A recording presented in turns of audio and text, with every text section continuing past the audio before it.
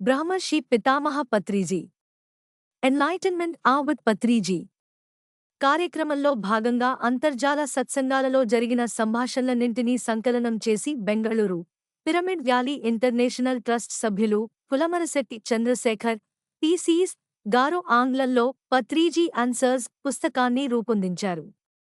అందులో నుంచి enlightenment with Patriji ప్రశ్న: ప్రతి ఒక్కరూ మాస్టర్స్ గా ఎదగాలంటే ఏం చేయాలి? బ్రహ్మర్షి పత్రిజీ: ఏ రంగంలో అయినా సరే మాస్టర్స్ గా ఎదగాలనుకునే వాళ్లకు ముందుగా ఉండాల్సింది తపన. దానికోసం నేను చచ్చిపోయినా సరే అన్నంత పట్టుదల వాళ్లల్లో ఉండాలి. ప్రశ్న: ధ్యానం ద్వారా మనలోకి వచ్చే విశ్వశక్తి వృధాగా ఖర్చుకాకుండా లోపలే ఎలా నిలిపి ఉంచుకోవాలి? బ్రహ్మర్షి పత్రిజీ: మన చుట్టూ విస్తరించి ఉన్న విశ్వశక్తి మన శరీరంలోనికి రాకుండా అడ్డుపడేది మన మనస్సే. అందుకే రకరకాల ఆలోచనలతో కూడిన మనస్సును నిలువరించాలంటే ధ్యానం ఒక్కటే మార్గం. ధ్యానంలో ఆలోచనలన్నీ నిర్వీర్యం అయిపోయి మనస్సు శూన్యస్థితికి వస్తుంది. అలాంటి శూన్య మనస్సులోకి అపారంగా విశ్వశక్తి ప్రవేశిస్తుంది. ట్యాంక్లో నీళ్లు ఉన్నా కూడా నల్లాలో ఏదైనా అడ్డుపడి ఉంటే ఆ నీళ్లు మన వరకు రావు. ఏదైనా పుల్లతో నల్లాలో అడ్డు తొలగించినప్పుడు నల్లాలో నీళ్లు ధారాళంగా ప్రవహించినట్లు ధ్యానంలో మనస్సులోని ఆలోచనలన్నీ తొలగిపోయినప్పుడు ఆ శూన్య మనస్సు గుండా విశ్వశక్తి ధారాళంగా లోపలికి ప్రవేశించి శరీరంలోని ప్రతి ఒక్క కణాన్ని శక్తివంతం చేస్తుంది. అదే మనస్సు మళ్లీ పనికిమాలిన ఆలోచనలతో నిండిపోతే వచ్చిన మార్గంలోనే విశ్వశక్తి అంతా బయటికి వెళ్ళిపోతుంది.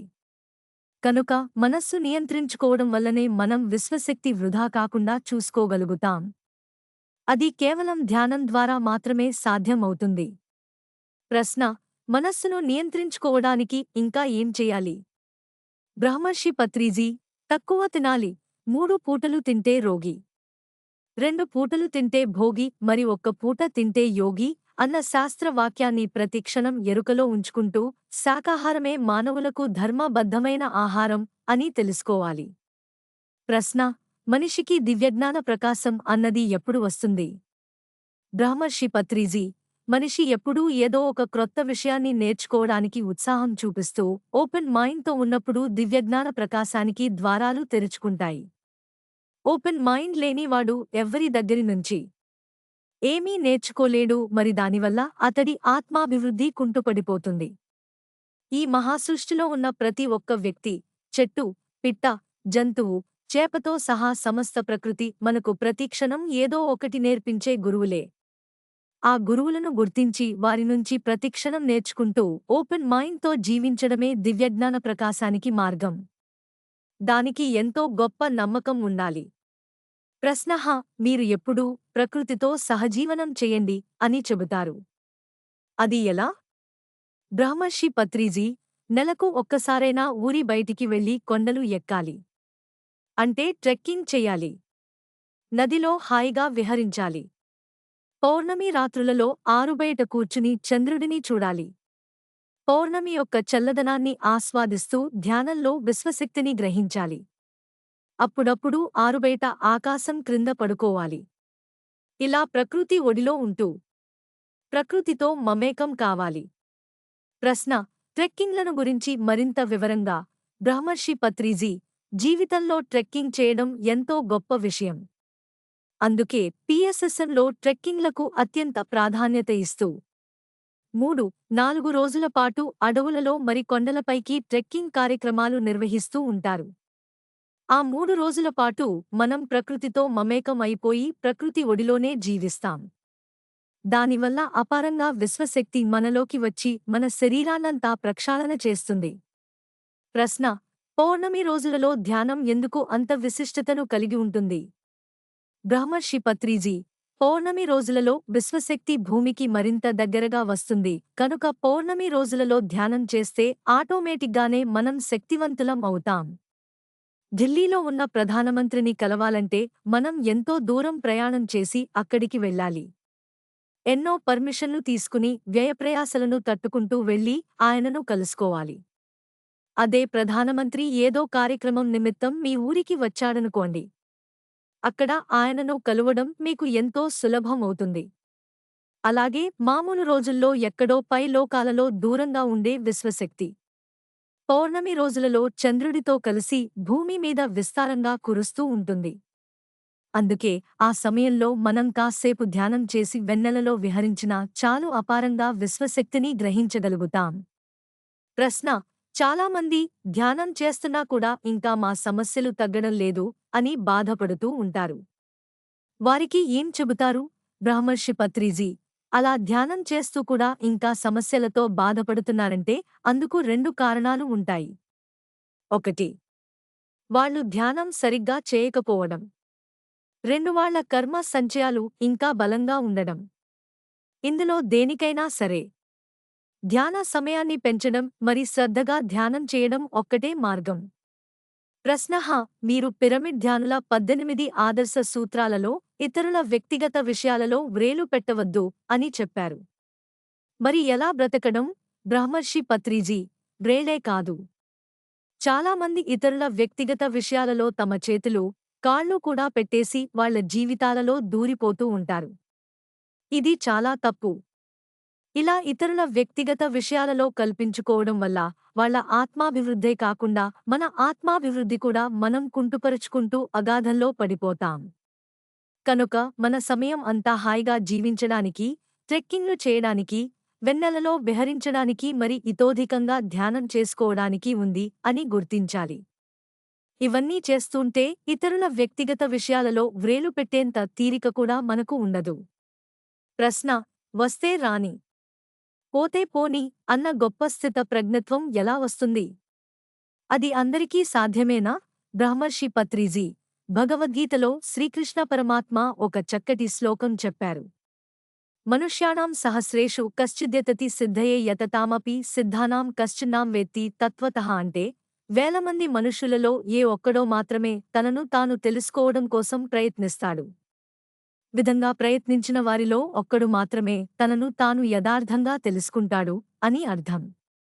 కనుక మనిషి తనను తాను తెలుసుకోవాలంటే చక్కగా ధ్యానం చేయాలి, సజ్జన సాంగత్యం చేయాలి, మరి ఆత్మవిజ్ఞాన గ్రంథాలు చదవాలి. అప్పుడే అతడికి తానేమిటో అర్థం అవుతుంది, మరి తన ఉనికిలో తాను హాయిగా స్థితమై ఉంటాడు. అలాంటి స్థితప్రజ్ఞుడు ఏది వచ్చినా పొంగిపోడు, మరి ఏది పోయినా కృంగిపోడు. కళ్ల ముందు జరిగేదంతా ఒక జగన్నాటకంలా చూస్తూ హాయిగా సంసారంలోనే నిర్వాణం చెందుతాడు. అలాంటి వాళ్ళు వేలల్లో ఒక్కరు ఉంటారు. ప్రశ్న: ఒంటరితనం నుంచి బయటపడాలంటే ధ్యానం ఏ విధంగా సహాయం చేస్తుంది? బ్రహ్మర్షి పత్రిజీ మనిషి ఒంటరిగానే ఈ భూమి మీదకు వచ్చాడు. ఒంటరిగానే ఇక్కడ కర్మ ఫలితాలను అనుభవిస్తాడు, మరి ఒంటరిగానే ఇక్కడి నుంచి వెళ్ళిపోతాడు. మళ్ళీ ఒంటరిగానే ఈ భూమి మీదకు వస్తాడు.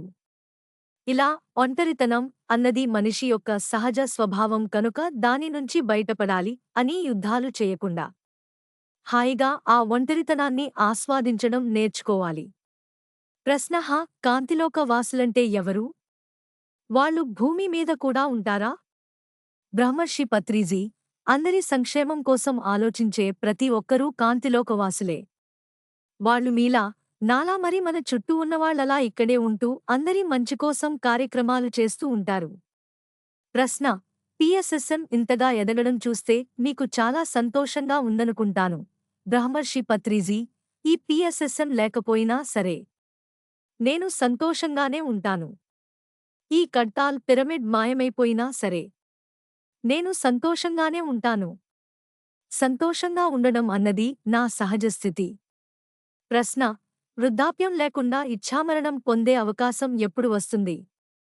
బ్రహ్మర్షి పత్రిజీ వృద్ధాప్యం లేకుండా హాయిగా జీవించాలన్నా, చనిపోగలిగే ఇచ్ఛామరణం పొందాలన్నా ధ్యానం, స్వాధ్యాయం మరి సజ్జన సాంగత్యం చేయాల్సిందే. లేకపోతే 20 ఏళ్లకే వృద్ధాప్యం వచ్చేసి జీవితమంతా ప్రతిక్షణం చావులాగే ఉంటుంది. రాబోయే కాలంలో అందరూ ధ్యానం చేస్తారు కనుక అది వృద్ధాప్యాలు అసలు ఉండవు, మరి దుర్బల మరణాలు అంతకంటే ఉండవు. ప్రశ్న: కోడి గ్రుడ్లు తినకూడదు, భ్రూణహత్యతో సమానం అని చెబుతుంటే మరి చిక్కుడు గింజలను కూడా తినకూడదు, వాటిని నాటితే మరిన్ని చెట్లు వస్తాయి కదా అని వాదిస్తున్నారు సార్. బ్రహ్మర్షి పత్రిజీ వృక్ష సామ్రాజ్యం వేరే, జంతు సామ్రాజ్యం వేరే. ఖనిజ సామ్రాజ్యం అన్నది వృక్ష సామ్రాజ్యానికి సహజసిద్ధ ఆహారం అయితే, వృక్ష సామ్రాజ్యం అన్నది జంతు సామ్రాజ్యానికి సహజ సిద్ధ ఆహారం. మనిషి జంతు సామ్రాజ్యానికి చెందినవాడు కనుక జంతువుకు జంతువు ఆహారం కాదు.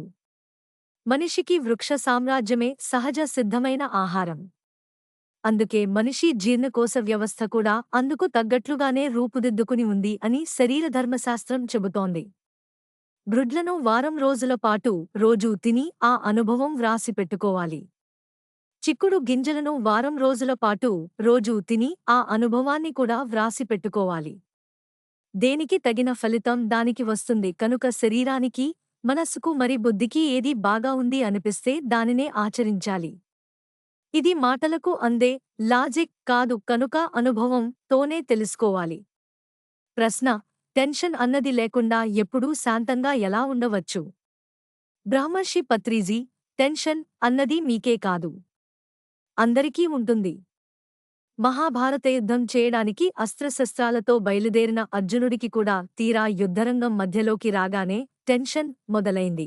శత్రుసైన్యంలో ఉన్న ఆ ద్రోణాచార్యుడిని ఎలా చంపాలి, కురువృద్ధులైన భీష్మ పితామహులను ఎలా మట్టుపెట్టాలి, అసలు ఇప్పుడు యుద్ధం చేయడం అవసరమేనా అంటూ అనేకానేక ఉద్రేకాలకు గురయ్యి చతికిలపడిపోయాడు. అప్పుడు అర్జునుడి పరిస్థితికి జాలిపడిన శ్రీకృష్ణుడు, అర్జునా, నువ్వు ముందు యోగివిక, ధ్యానం చెయ్యి అని చెప్పాడు.